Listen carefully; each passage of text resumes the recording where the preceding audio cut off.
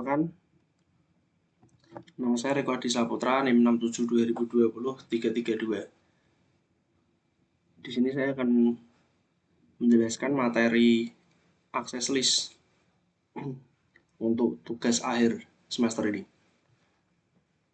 Langsung saja, yang pertama penerapan akses list. Ada dua, yaitu ada standar akses list, yaitu melakukan penyeleksian paket berdasarkan alamat IP pengirim paket.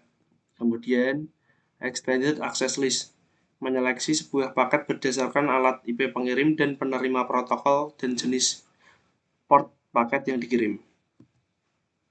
Lanjutannya, ketika ACL dikonfigurasi pada sebuah router, maka ACL harus memiliki sebuah nomor identifikasi unik yang diberikan kepadanya.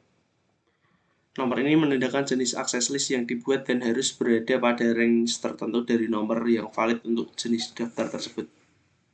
Berikut contohnya jenis akses listnya. Kemudian ada range nomor pengenalnya. Terus untuk konfigurasi standar akses list, berdasarkan tabel di atas, tabel yang ini, maka standar akses list akan melakukan seleksi terhadap paket menggunakan alamat IP pengirim dengan range nomor pengenal yang dapat digunakan adalah nomor 1 sampai 99. Berikut adalah konfigurasinya. Yang pertama, ketik akses list, langsung masukkan nomor pengenalnya, terus masukkan parameter atau DNI, alamat pengirim, terus masukkan wildcard masknya. Seperti inilah. Ini contohnya lagi. Pada contoh router mengizinkan semua host atau paket yang berasal dari network ID untuk melewati router pusat. Ini angka wildcard-nya digunakan untuk membandingkan paket, sehingga semua network ID yang dicek cukup dua bagian terdepan, yaitu dua ini berarti 172 dan 25. Apabila angka wildcard yang digunakan 005 000255, maka network ID yang dicek adalah 3 bagian terdepan. Misalnya 172.25.85. Terus ada beberapa tahap yang harus kita lakukan untuk mengkonfigurasi standar access list, yaitu memberikan identitas, nama, alamat IP, subnet mask, dan gateway untuk komputer yang terhubung ke router pusat.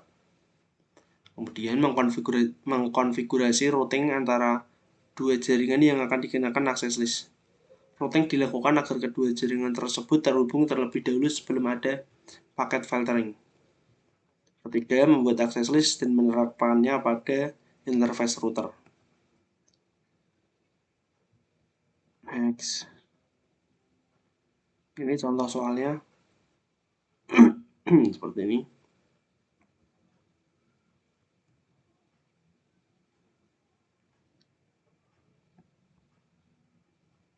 Mungkin dibahas saja.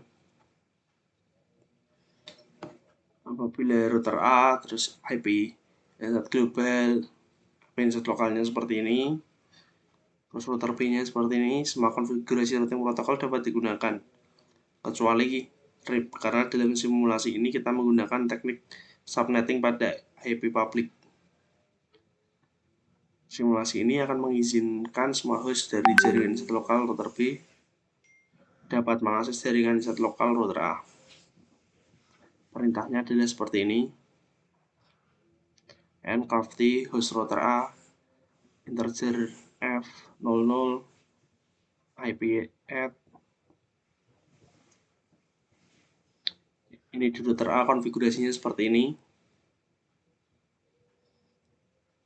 Terus kita masuk di interface F00 pada router A, lakukan perintah seperti ini.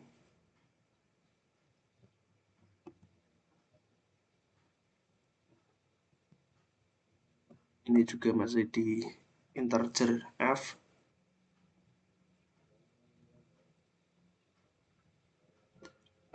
Perintah yang digunakan ada penambahan informasi tentang paket yang diizinkan atau ditolak. Perintahnya seperti ini. Ini untuk konfigurasi extended access list.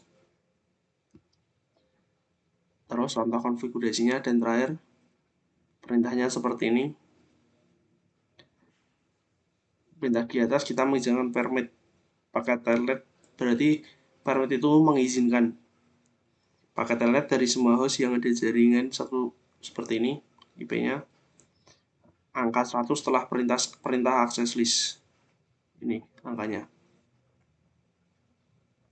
Cara menerapkan akses list tersebut ke interface router juga tidak berbeda dengan penerapan standar akses list. Berikut penjelasan yang saya buat untuk tugas akhir. Terima kasih.